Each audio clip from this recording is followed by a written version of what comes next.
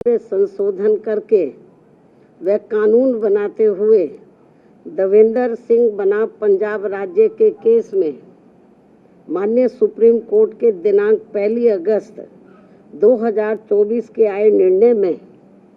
जिसमें कि SC व ST वर्गों को आरक्षण देते समय क्रीमी लेयर लागू करने तथा इन वर्गों के लोगों का उप वर्गीकरण यानी कि सब क्लासिफिकेशन करके समूचे आरक्षण को एक प्रकार से खत्म कर दिया गया है, अर्थात निष्प्रभावी बना दिया गया है। इसके संबंध में अपनी बात रखी थी। इसी विषय पर कल दिनांक 9 अगस्त 2024 को टेलीविज़न के चैनलों में ये दर्शाया गया कि बीजेपी के SC व ST के सभी सांसद माननीय प्रधानमंत्री जी से मिले हैं और उन्होंने भी प्रधानमंत्री जी को माननीय सुप्रीम कोर्ट के इस निर्णय से आरक्षण खत्म होने की स्थिति उत्पन्न हो गई है, इससे अवगत कराया, जिस पर माननीय प्रधानमंत्री जी ने उन्हें ये आश्वासन दिया कि SC व ST वर्गों के आरक्षण में क्रीमी लेयर तथा उनका उप वर्गीकरण नहीं होने दिया जाएगा, इस पर गौर किया जाएगा। प्रधानमंत्री जी द्वारा अपने सांसदों को दिए गए इस आश्वासन के बारे में कई न्यूज़ चैनल पर प्रसारण होने पर फिर मैंने कल ही दिनांक 9 अगस्त 2024 को एक ट्वीट करते हुए कहा कि जो ये आश्वासन दिया गया है, अगर वो पूरा किया जाता है तो इसका हमारी पार्टी स्वागत करेगी। तथा इसी ट्वीट में मैंने ये भी कहा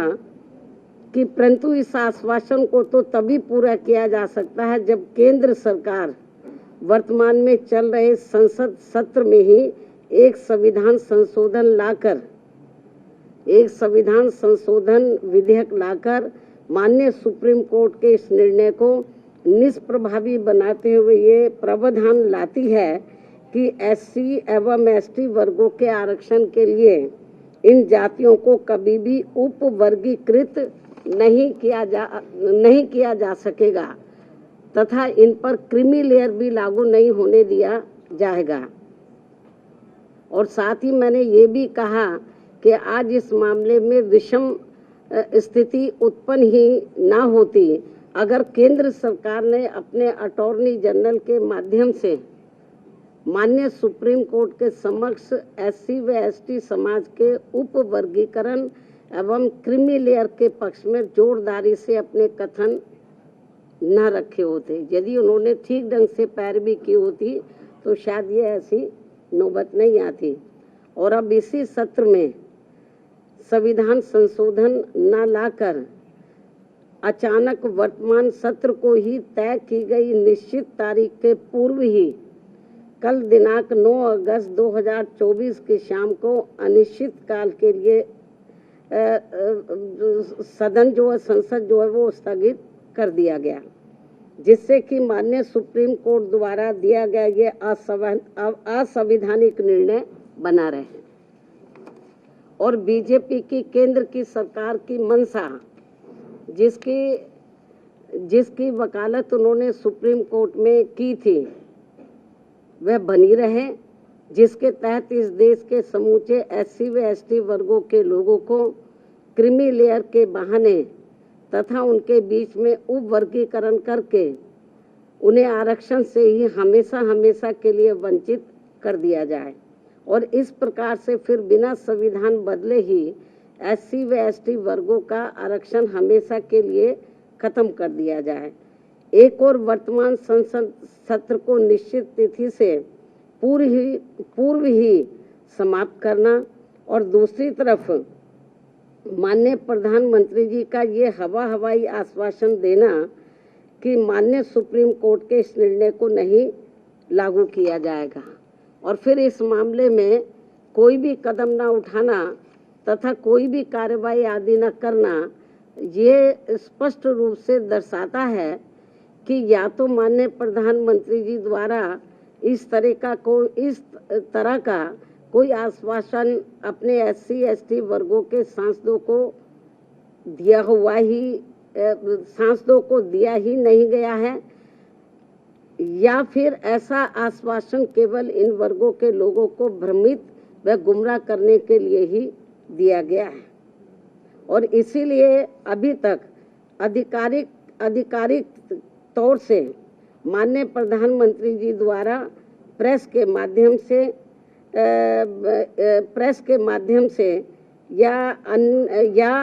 अपने कुछ सरकारी ट्वीट के माध्यम से इस आश्वासन की कोई पुष्टि नहीं की गई है। केवल आश्वासन दिया जब वो MPs लोग मिले हैं, लेकिन अलग से कोई सरकारी तौर पर उन्होंने ना कोई प्रेस के द्वारा इस संबंध में बताया, ना कोई उन्होंने अपना कोई ट्वीट जारी किया सरकारी तौर पे, जैसे वो करते रहते हैं। इन सब कारणों से आज इस देश में SC व ST वर्गों के रह रहे लगभग 40 करोड़ से ज़्यादा लोग पूर्व में कांग्रेस की रही सरकार की तरह ही वर्तमान BJP की केंद्र की सरकार के द्वारा भी अपने आप को काफ़ी ठगा सा महसूस कर रहे हैं, जिनको कि यहाँ वर्षों से छुआछूत एवं अनेकों अन्य शोषण व उत्पीड़न आदि सहने पड़े हैं, और जो आज भी सहने पड़ रहे हैं,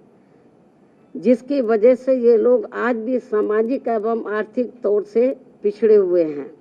जिन्हें ये आरक्षण दिलाने का कार्य परम पूज्य बाबा साहब डॉक्टर भीमराव अंबेडकर द्वारा कांग्रेस पार्टी के भी विरोध के बावजूद अपने अथक प्रयासों से दिलाया गया है। जबकि केंद्र की सरकारों ने इस आरक्षण को खत्म करने के लिए समय समय पर लगातार अनेकों प्रयत्न किए हैं, जैसे कि सरकारी नौकरियों को खत्म करके कॉन्ट्रैक्ट के माध्यम से कार्य कराना, जिनमें उनके द्वारा नियुक्त कर्मचारियों पर कोई आरक्षण लागू नहीं होता है। सरकारी उपक्रमों अर्थात संस्थानों को निजी हाथों में बेचकर उनमें मिल रही लाखों की संख्या में नौकरियां, जिसमें SC व ST वर्गों को भी आरक्षण उपलब्ध था, वो भी खत्म कर देना। लाखों की संख्या में पदों को खाली करना। देश में लाखों पद जो कि SC व ST वर्गों के लिए आरक्षित थे, उन्हें सालों से खाली रखना और बाद में उन्हें समाप्त करके सामान्य वर्ग को दे देना। पदोन्नति में आरक्षण के लाभ से SC व ST वर्गों के कर्मचारियों को पहले ही माननीय सुप्रीम कोर्ट के एक पूर्व निर्णय जो कि नागराज के केस में दिया गया था, उसके तहत खत्म कर दिया गया था, तथा जिस निर्णय को निष्प्रभावी बनाने के लिए संसद में संवैधानिक संशोधन विधेयक BSP के अथक प्रयासों से राज्यसभा में तो पारित हो गया था, परंतु उसके बाद वह लोकसभा में आज तक भी पास करने के लिए नहीं लाया गया है। और ये वही बिल है जिसको कि समाजवादी पार्टी ने अपने सांसदों के द्वारा कांग्रेस एवं BJP के साथ मिलकर संसद के अंदर ही फाड़ दिया था। और अब इसी प्रकार ही भाजपा की केंद्र सरकार ने अपने वकील अटॉर्नी जनरल के माध्यम से सुप्रीम कोर्ट में उप वर्गीकरण और क्रीमी लेयर के पक्ष में गलत दलीलें दिलवाई थी, जिसकी वजह से ही नागराज के निर्णय की तरह दविंदर सिंह बनाम पंजाब राज्य के केस में भी माननीय सुप्रीम कोर्ट द्वारा दिनांक 1 अगस्त 2024 को आरक्षण के विरुद्ध निर्णय दिया गया है, जिसका सीधा असर ये होने वाला है कि अब संपूर्ण SC व ST वर्गों को आरक्षण प्राप्त नहीं हो सकेगा, क्योंकि इस निर्णय के अंदर ऐसी व्यवस्था कर दी गई है कि अब पूरे देश में राज्य सरकारें अपने अपने राजनीतिक फायदे के हिसाब से SC व ST वर्गों के लोगों को आपस में ही लड़वाने का काम करेंगी और इन वर्गों के लोगों को जीवन भर कोर्ट कचहरी के ही चक्कर लगाने के लिए मजबूर कर देगी और फिर अंत में इनके सभी आरक्षित पद खाली पड़े रहने के कारण या तो ये पद खत्म कर दिए जाएंगे अन्यथा इन्हें सामान्य वर्ग को ही दे दिया जाएगा। ऐसे में मेरी इस देश के सभी एससी व एसटी वर्गों के सांसदों एवं एमएलए व एमएलसी तथा अन्य राजनीतिक पदों पर बैठे लोगों से भी, चाहे वो किसी भी पार्टी से चुनकर आए हों, उन सभी से ये कहना है कि ये लोग बीजेपी, कांग्रेस, समाजवादी पार्टी, आम आदमी पार्टी व अन्य पार्टियों की भी एससी व एसटी वर्गों के आरक्षण के विरुद्ध उनकी नीयत व सोच से जरूर सजग हो जाएं, सचेत रहें और अपने मूलभूत संवैधानिक आरक्षण के अधिकारों को खत्म होने से बचाने के लिए एकजुट होकर इसके विरुद्ध अपनी आवाज एक संवैधानिक और शांतिपूर्वक तरीकों से पूरी जोरदारी से उठाएं, वरना अब इस देश के एससी व एसटी वर्गों के लोगों को हमेशा हमेशा के लिए आरक्षण से वंचित कर दिया जाएगा। फिर वो चाहे नौकरियों में आरक्षण हो या किसी राजनीतिक पद के लिए हो, जैसे कि एमपी व एमएलए आदि के लिए हो। इसके साथ साथ मेरा ये भी कहना है कि अब समय आ गया है जबकि माननीय उच्च न्यायालय एवं उच्चतम न्यायालय आदि की नियुक्तियों में भी एससी व एसटी वर्गों के लिए पद आरक्षित किया जाए, जिससे कि इन उच्च अदालतों में इन वर्गों के लोगों की भी बात सुनी जाए और समझी जाए और भविष्य में माननीय सुप्रीम कोर्ट द्वारा नागराज केस में दिए गए निर्णय एवं दिनांक 1 अगस्त 2024 को देवेंद्र सिंह बनाम पंजाब राज्य में दिए गए निर्णय की तरह के अन्य कोई और निर्णय एससी व एसटी वर्गों के विरुद्ध देकर उनके संवैधानिक अधिकारों का हनन न किया जाए। इसके अलावा मेरा सावधानी के तौर पर एससी व एसटी वर्गों के लोगों को ये भी कहना है कि दिनांक 1 अगस्त 2024 को माननीय सुप्रीम कोर्ट के द्वारा एससी व एसटी वर्गों के आरक्षण के मामले में दिए गए निर्णय को लेकर अभी तक भी कांग्रेस पार्टी चुप क्यों बैठी है? अभी तक भी कांग्रेस पार्टी चुप क्यों बैठी है? इन वर्गों को ये भी सोचने की बात है। इस पार्टी के बारे में इन वर्गों को ये भी सोचने की बात है। इसके साथ ही जहां जहां इस पार्टी की यानी कि कांग्रेस पार्टी की अपनी राज्य सरकारें हैं, तो वहां ये पार्टी अभी तक भी अपनी स्थिति क्यों नहीं स्पष्ट कर पा रही है? अर्थात वहां भी ये पार्टी चुप क्यों बैठी है? या फिर ये कहे कि हम इस निर्णय को यानी कि कांग्रेस पार्टी इस निर्णय को ही मानते हैं और इस पर ही अमल करते हैं जो अभी 1 अगस्त 2024 को माननीय सुप्रीम कोर्ट ने दिया है।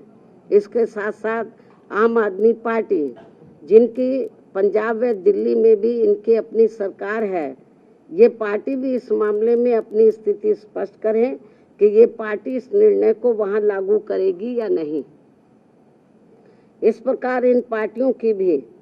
इस दोगली नीति से एससी व एसटी वर्गों के लोग जरूर सावधान रहें,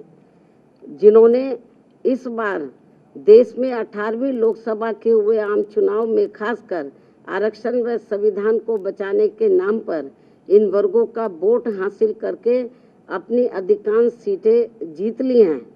अपनी अधिकांश सीटें जरूर जीत ली हैं और अपनी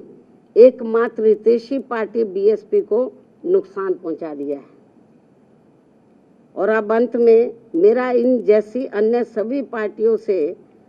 से भी यही अनुरोध है कि वे भी इस देश के करोड़ों एससी व एसटी वर्गों के लोगों के समक्ष इस निर्णय के मामले में अपनी अपनी पार्टी का स्टैंड जल्दी ही स्पष्ट करें ताकि सही स्थिति इन वर्गों के सामने आ सके। बाकी जो पार्टियां चुप बैठी हुई हैं अपनी स्थिति स्पष्ट करें।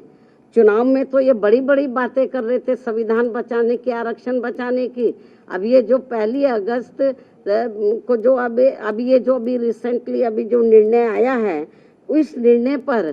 तो अब ये संविधान नहीं दिखा रहे किसी को।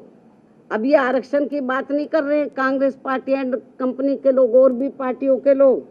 तो अभी नहीं ये संविधान की बात करे ना इनके आरक्षण की बात कर रहे। तो इसलिए मेरा यही कहना है इन सभी पार्टियों से, चाहे बीजेपी है, कांग्रेस है, केवल आश्वासन देने से बीजेपी के की ओर से आश्वासन आया, माननीय प्रधानमंत्री जी द्वारा केवल आश्वासन आया है, आश्वासन से काम नहीं चलेगा। इन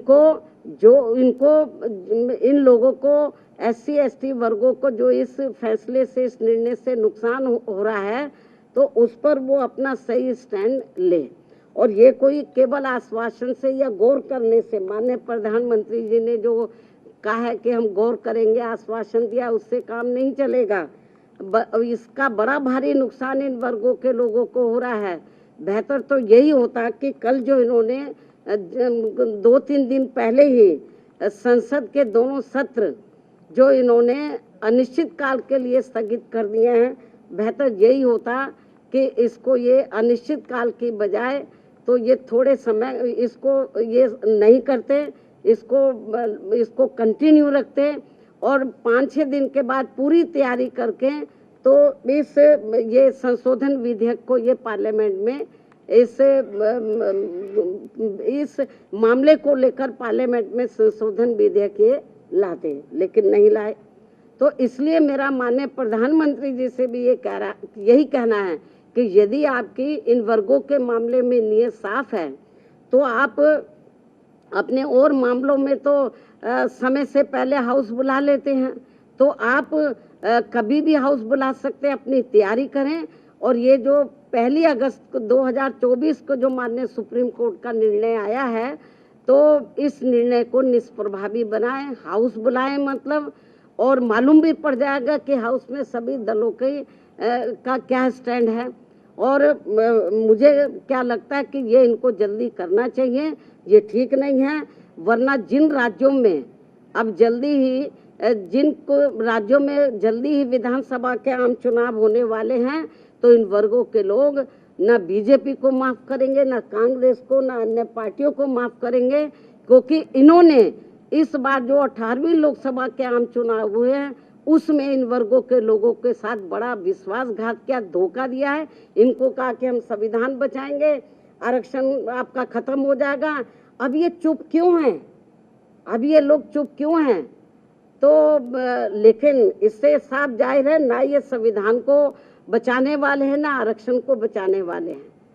अब ये समझ में नहीं आ रहा आरक्षण को लेकर, ये जो संविधान को दिखाते घूम रहे थे सभी पार्टियों के लोग, अब क्यों नहीं संविधान को दिखा रहे हैं? अब क्यों नहीं आरक्षण की बात कर रहे हैं कि इनका आरक्षण जो निष्प्रभावी हो गया है, तो इसको प्रभावी बनाने के लिए इनको पार्लियामेंट का सत्र जल्दी ही शॉर्ट नोटिस में इनको बुलाना चाहिए और अपनी स्थिति बीजेपी की सरकार को क्लियर करनी चाहिए और बाकी पार्टियों को भी अपना स्टैंड क्लियर करना चाहिए, क्योंकि ये कुछ जरूरी बातें कहने के लिए मैंने आज आप लोगों को तकलीफ दी है। हालांकि इससे भी मैंने पहले प्रेस बुलाई थी, लेकिन अब जो हालात जो स्थिति सामने आ रही है, कल मैंने ट्वीट भी किया, लेकिन ट्वीट में सारी बातें नहीं आ सकती हैं, ट्वीट में सारी बातें नहीं आ सकती है। इसलिए फिर मैंने सोचा कि मैं मीडिया बंधुओं के समक्ष जाकर अपनी पार्टी की सही स्थिति आप लोगों के सामने इस संबंध में रखूं, इसलिए आज मैंने आप लोगों को तकलीफ दी है। इन्हीं जरूरी बातों के साथ अब मैं अपनी बात यहीं समाप्त करती हूं। धन्यवाद। जय भीम व जय भारत।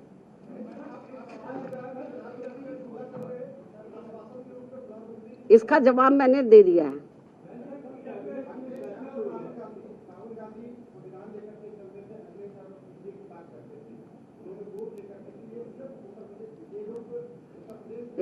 इसका भी जवाब मैंने दे दिया है, इसका जवाब दे दिया है। जाति जनगणना को लेकर हमने एक बार नहीं अनेकों बार कहा है कि केंद्र की सरकार की ये जिम्मेवारी बनती है